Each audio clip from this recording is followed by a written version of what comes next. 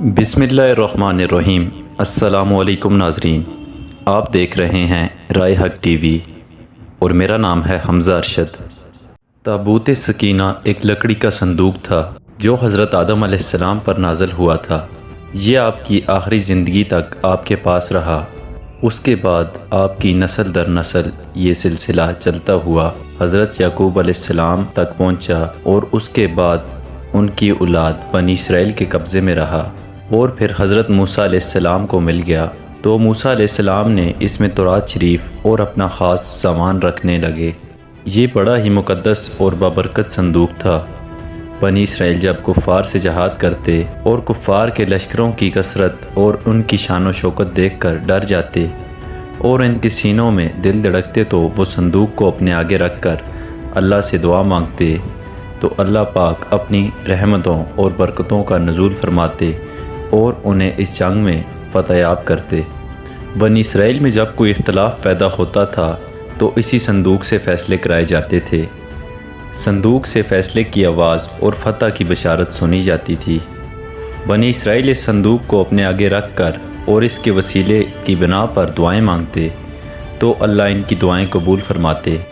یہ صندوق بنی اسرائیل کے لیے تابوت سکینہ برکت اور رحمت و خزانے سے کم نہ تھا، مگر جب بنی اسرائیل طرح طرح کی گناہوں میں ملوث ہو گئے اور ان کی بدعمالیوں کی وجہ سے جب ان پر خدا کا غضب نازل ہوا تو قوم عمالقہ کے کفار نے ایک لشکر جراح کے ساتھ ان لوگوں پر حملہ کر دیا۔ ان لوگوں نے بنی اسرائیل کا قتل عام کر کے ان کی بستیوں کو تحت و تاراج کر ڈالا، عمارتوں کو توڑ پھوڑ کر سارے شہر کو تہس نہس کر ڈالا اور اس متبرک صندوق کو بھی اٹھا کے ساتھ لے گئے۔ اس مقدس تبرک کو انہوں نے کوڑے والی جگہ پھینک دیا، لیکن اس بے ادبی کا اس قوم عمالقہ پر یہ وبال پڑا کہ یہ لوگ طرح طرح کی بیماریوں اور بلاؤں کے ہجوم میں جھنجھوڑ دیے گئے۔ چنانچہ قوم عمالقہ کے 5 شہر بالکل برباد اور ویران ہو گئے، یہاں تک کہ ان کافروں کو یقین ہو گیا کہ یہ صندوق رحمت کی بے ادبی کا عذاب ہم پر پڑ گیا ہے۔ تو ان لوگوں کی آنکھیں کھل گئی۔ چنانچہ ان لوگوں نے اس مقدس صندوق کو ایک بیل گاڑی پر لاد کر بیلوں کو بنی اسرائیل کی طرف بستیوں کی طرف ہانک دیا۔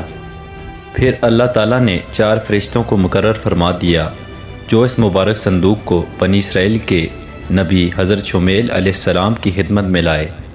اس طرح پھر بنی اسرائیل کو کھوئی ہوئی نعمت دوبارہ مل گئی، اور یہ صندوق ٹھیک اس وقت حضرت شمیل علیہ السلام کے پاس پہنچا جب کہ حضرت شمیل علیہ السلام نے طالوت کو بادشاہ بنا دیا تھا، اور بنی اسرائیل طالوت کی بادشاہی تسلیم کرنے پر تیار نہیں تھے، اور یہی شرط تھی کہ مقدس صندوق آ جائے تو ہم طالوت کی بادشاہی تسلیم کر لیں گے۔ چنانچہ صندوق آ گیا اور بنی اسرائیل طالوت کی بادشاہی پر رضامند ہو گئے۔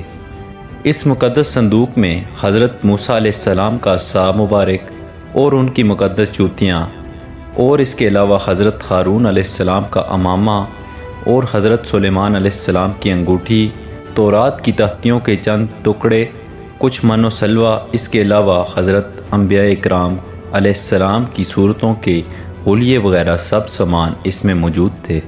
یہودی اس مقدس صندوق کو ایک خیمے میں رکھا کرتے تھے، اور حضرت داؤد علیہ السلام کی یہ خواہش تھی کہ اس صندوق کے لیے ایک مقدس اور عالی شان محل یا عمارت تعمیر کی جائے جہاں اس کو رکھا جائے، لیکن حضرت داؤد علیہ السلام اپنے دور حیات میں تو یہ خواہش پوری نہ کر سکے، اور ان کے بعد حضرت سلیمان علیہ السلام کے دور حکومت میں عبادت خانہ تعمیر کرایا۔ اس لیے اس عبادت خانے کا نام حضرت سلیمان علیہ السلام کے نام کے ساتھ منسوب ہے، یعنی ہیکل سلیمانی۔ ہیکل سلیمانی کی تعمیر حضرت عیسیٰ علیہ السلام کی پیدائش سے قبل 1012 قبل مسیح میں ہوئی۔ تعمیر کا کام 7 سال تک جاری رہا۔ روایات کے مطابق بہت بڑی تعداد میں لوگوں نے تعمیر کے کام میں حصہ لیا۔ بعض روایات کے مطابق 2 لاکھ مزدور یا 70,000 مزدوروں نے کام کیا۔ اسرائیلی روایتوں میں یہ بات بھی پائی جاتی ہے کہ اس عمارت کو تعمیر کرتے وقت جنہوں نے بھی اس عمارت میں اپنا حصہ ڈالا اور دور دراز سے پتھر اٹھا کر لاتے اور دیواروں میں چنتے تھے۔ تاریخ سے یہ بات معلوم ہوتی ہے کہ اس عبادت خانے کی لمبائی 90 فٹ، چوڑائی 30 فٹ اور اونچائی 45 فٹ تھی۔ اس کے اندر ایک مخصوص جگہ بنائی گئی تھی جہاں تابوت سکینہ رکھا گیا۔ اس کے علاوہ اللہ تعالیٰ نے بھی قرآن میں ارشاد فرمایا کہ اس صندوق میں موسیٰ علیہ السلام کا عصا، حضرت شعیب علیہ السلام کی طرف سے جو موسیٰ علیہ السلام کو عطا گیا تھا، وہ موجود تھا۔ ان میں پتھر کی وہ تختیاں بھی تھیں جو طور سینا پر اللہ تعالیٰ نے حضرت موسیٰ علیہ السلام کو عطا کی تھی۔ اس میں نوادرات کے نسخے بھی تھے۔ تاریخ سے یہ بات بھی ثابت ہے کہ فلسطین پر ہر زمانے میں حملے ہوتے رہے۔ کبھی بابل نے تباہی مچائی، کبھی رومیوں نے حملہ کیا۔ عراق کا قدیم نام بابل تھا۔ جس نے بھی حملہ کیا حضرت سلیمان علیہ السلام کا تعمیر کیا ہوا عبادت خانہ یعنی ہیکل سلیمانی کو بھی نشانہ بناتا رہا۔ ایک مرتبہ بابل کا بادشاہ بخت نصر نے فلسطین پر حملہ کیا اور ہیکل سلیمانی کو تحت و تاراج کیا اور اسرائیلیوں کا قتل عام کیا۔ بخت نصر فلسطین سے 10 لاکھ یہودیوں کو کھدیڑ کر عراق لے گیا اور وہاں غلام بنا لیا۔ بخت نصر کے عہد کے بعد پھر یہ قوم فلسطین میں آ کر آباد ہو گئی۔ رومی بھی اکثر فلسطین پر حملے کرتے رہتے تھے۔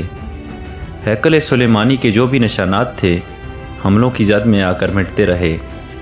آخر میں روم کے ایک بادشاہ جس کا نام ٹائٹس تھا، اس نے ہیکل سلیمانی کو آگ لگا کر بالکل تباہ کر دیا، حتیٰ کہ اس کے وجود کی دھندلی نشانی بھی نیست و نابود کر کے رکھ دی۔